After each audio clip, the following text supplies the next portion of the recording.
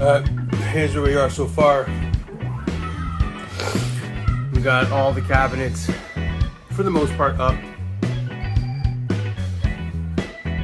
I'm still waiting on the backsplash. I installed the dishwasher, the countertop. Here's my new sink. It has a garbage disposal. So a button. And here's the garbage disposal.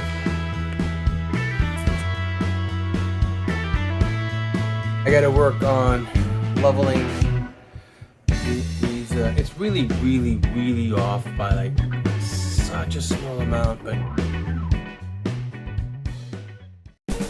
All right, so we go to Home Depot. We want to get a dishwasher, and we realize that potentially, I think there's 18s and then there's 24-inch dishwashers. For the majority of the dishwashers out there, they're 24, right? So when we were doing the math, doing the measurements, we realized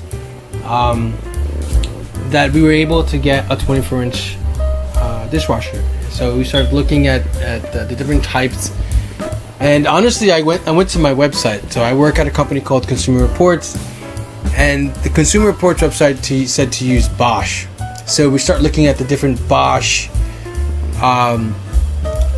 dishwashers, and honestly, they're relatively expensive, but I think all of them are around the same price, like $800, $900. And we see this one brand that has 3 rows, right? So it was important for Debbie to get 3 rows. What the first row is potentially for a very small, shallow thing. So I guess it's for utensils, right? And the second row can go up and down. It has this ability to go up and down. And the last row has the ability to move the neck or the row of where you add your cups to. You can adjust that. So we ended up looking at the different types. Again, we were looking at Bosch. That's why you see in the photos of Bosch was kind of the one that we were going for. But then there was another one called Aurora. So the Aurora was around $800. But it turns out that Aurora is GE, and that all of our products in the room is GE. So we have a GE stove and we have a GE refrigerator. So it kind of made sense just to go with that same brand. So that's what we did.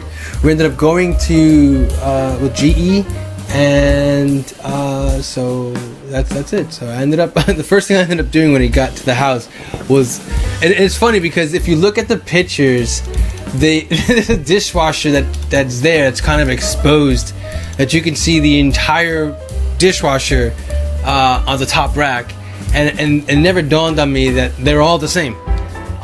So when we got the dishwasher, I immediately opened up the box to do measurements and realized that the back of the dishwasher is only like 6 inches.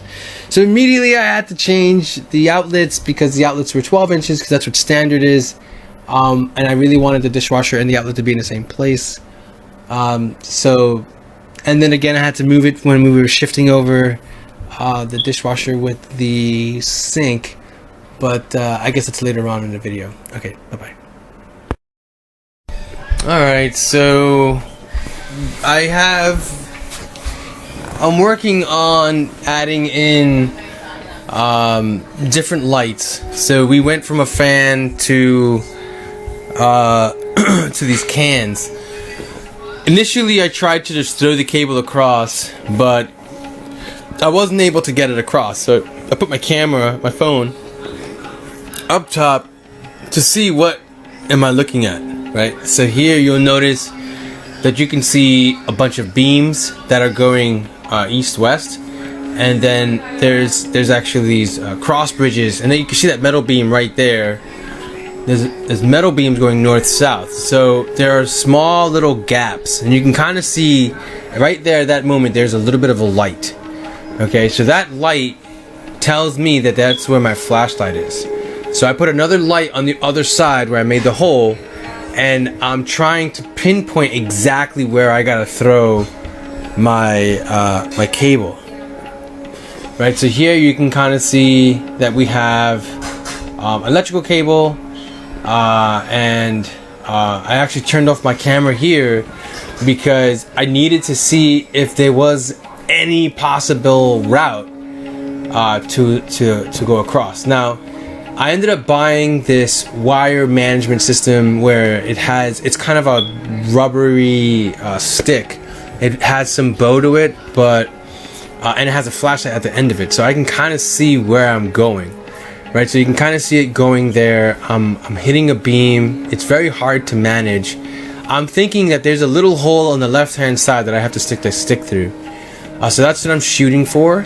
And I'm looking at my phone. Think of it like my phone is down, is in the hole of where the light is, and my face is looking at the bottom of the camera, in the actual ceiling.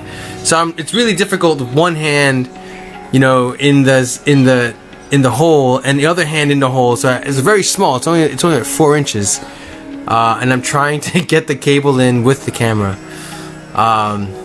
There's another camera that I have that's also a stick, but that one didn't really serve any purpose because there's no lights. So I did it about 2 days. It took me 2 days, honestly, to get this working. So the first day I got frustrated and just started to complain and made some phone calls. I called my dad to have him come down because I was doing it by myself. So it's really hard alone to try to get this throw across when you have this sort of perpendicular pattern up top where you have beams and metal studs, metal beams working together. It's very difficult. I'm using a pull noodle, a pull ladder. I have my daughter with me in here, so she has the camera this time, and I'm on the other side, and we're trying to work the other way because she has the camera and I have the flashlight. So we're basically we're thinking that it's a hard wall in between the two holes,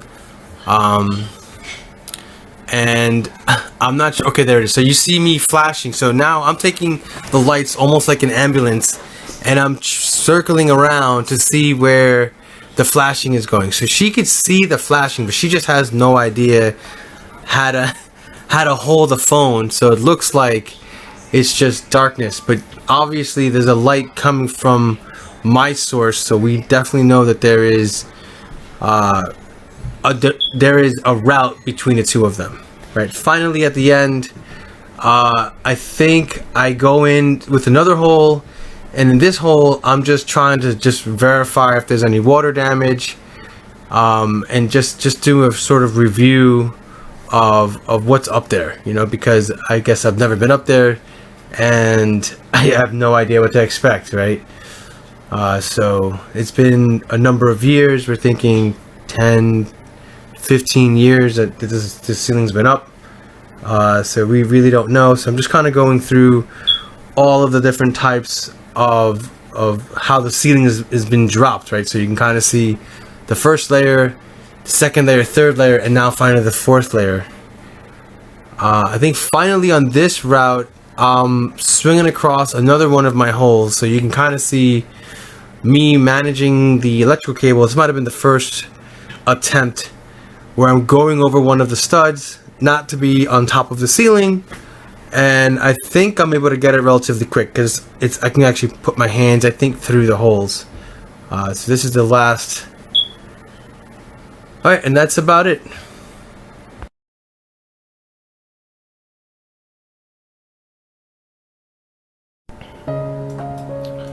So when we first started doing the demolition, we ended up removing all of the backsplash, right? We tried to save the wall as much as we could, and it turns out the majority of the wall was sheetrock, and then some of it was plywood. Now I had to do some tricky turns, so I had this Makita and this right elbow, and that gave me the angle that I needed to be able to hit corners that were unusual for my drill.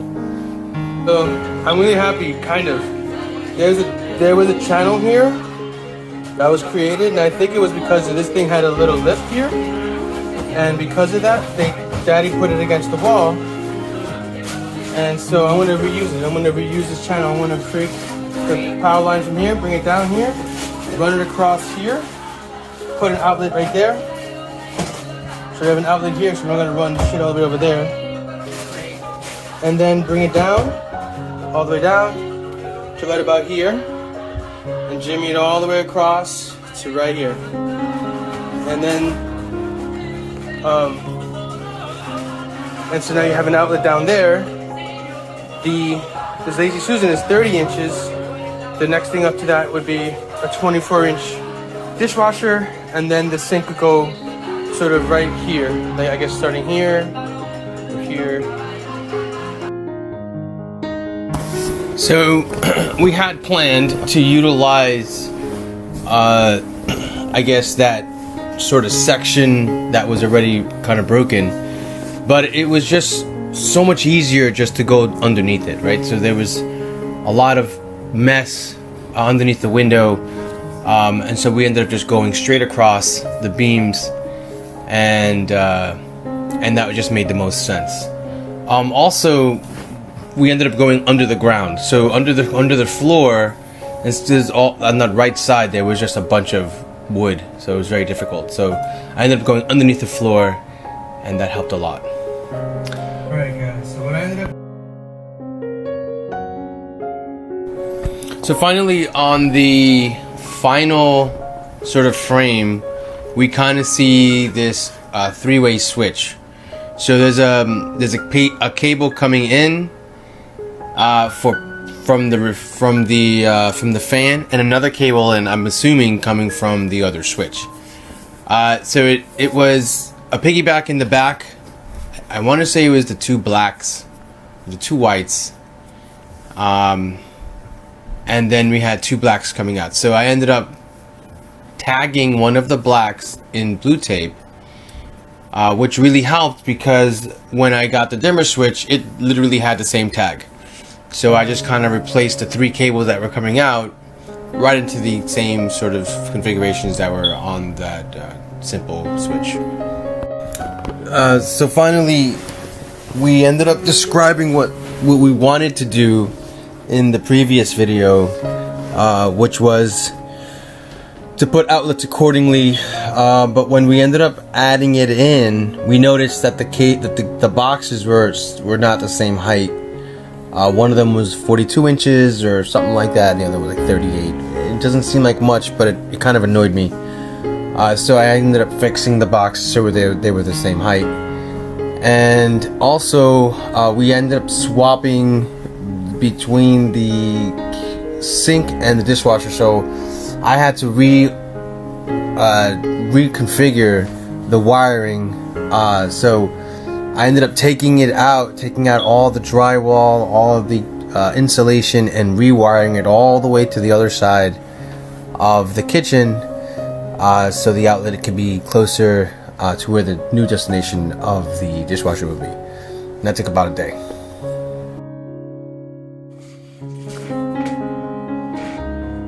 Really easy stuff. So here on the back of this thing, you have these little holes. See them? And for instance, down there, you're gonna have one power and one neutral. So what I ended up doing was piggybacking, taking one of these cables, sticking it into the hole like this, and then plugging it into the secondary silver plug. And the same thing went for the power. So power, I piggybacked it to here. And then I kept daisy chaining those. So right now, I did power from the wall, from that junction box, came into the bottom or the top. And then I put one in here to the next outlet. And then the next outlet, it came into as a power. And then this outlet here went into the bottom. And that's going all the way down back to the back wall. And that's going to come into this outlet here. And that terminates my, that's going to terminate my sequence. All right, that's it. So in the following photos, we just show you how the under the sink was looking with the S-trap. was PVC, and then the cables were copper. So that's what I was just trying to show you, and also showing the gas line.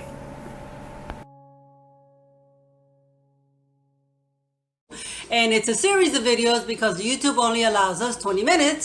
So we need to make several videos. We hope you are enjoying this video and learning from it.